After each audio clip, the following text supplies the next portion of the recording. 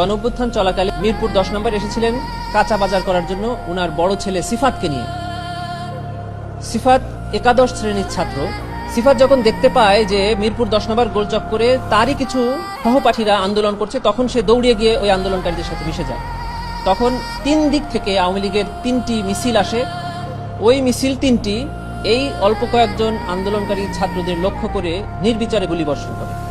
তার একটি গুলি উনার সন্তান 18 বছর বয়সী সিফাতের মাথায় লেগে ওখানেই সে মারা যায়।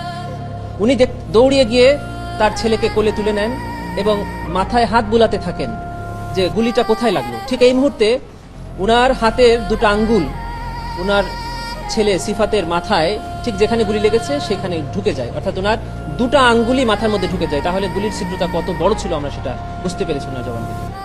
উনি আরো দেখতে পান যে ওনার ছেলের পাশেই আর একটা ছেলে গুলিবিদ্ধ হয়ে ছটফট করছে। উনি তাকিয়ে দেখেন যে সেই ছেলেটির চোখে গুলি লেগে চোখটা বের হয়ে গেছে।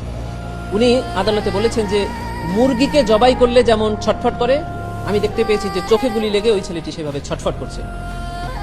উনি অনেক অনুনয় বিনয় করেছিলেন একটা রিক্সা পাওয়ার জন্য, কিন্তু স্থানীয় কয়েকজন আওয়ামী লীগ নেতা উনার ছেলেকে ওনার কাছ থেকে কেড়ে নিয়ে যায়। উনার ছেলে সিফাতকে এবং ওই চোখে গুলি লাগা ছেলেটিকে একটি রিক্সায় করে উনি সোহরাওয়ার্দী হাসপাতালে নিয়ে গেলে হাসপাতাল কর্তৃপক্ষ উনার ছেলেকে মৃত ঘোষণা করে। উনি উনার ছেলেকে একটি সিএনজি যোগে মিরপুর 10 নম্বরে ওনার বাড়িতে নিয়ে আসলে স্থানীয় আওয়ামী লীগের লোকজন তার ছেলেকে জানাজা করতে দেয়নি, গোসলও করাতে দেয়নি। তখন উনি যে ছোট চাকরি করেন একজনের বাসায়, তিনি একজন বিচারক, তিনি একটি অ্যাম্বুলেন্স জোগাড় করে দেয় এবং ওই অ্যাম্বুলেন্সে করে ওই ছেলেকে ওই রক্তাক্ত অবস্থায়, গোসল না করা অবস্থায় মাদারীপুরে ওনার গ্রামের বাড়িতে নিয়ে যায়। সেখানে গোসল হয়, দাফন হয়, কবরস্থ